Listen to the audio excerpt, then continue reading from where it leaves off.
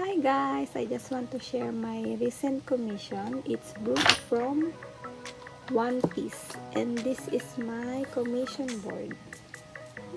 Ah.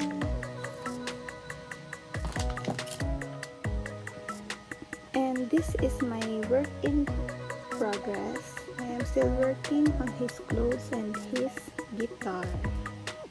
I added a magnet on the guitar.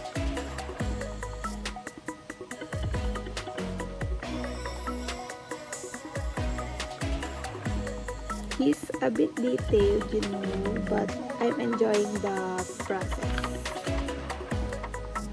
I started this project last year pa.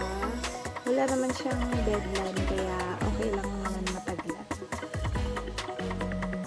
Simula kasi nung nanganak ako, halos wala na akong free time para mag-play. My only free time is when my baby is sleeping, like right now. Kaya nakapag-video ako. And kapag hindi pa ako inaantok, I now prioritize my sleep over playing because aside from I'm not getting any younger, I'm now also a mom. And being healthy is very important so that I have the strength to take care of our daughter.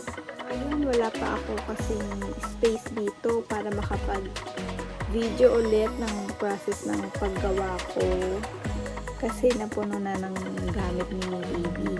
Pag nakalipat na kami sa pinapagawa naming bahay, i-share ko din sa inyo. And hopefully makapag-setup na ako doon ng mini work PlayStation ko para hindi na ako ligpit ng ligpit kada mag-video. So, yun lang muna. See you again on my next video. Bye-bye!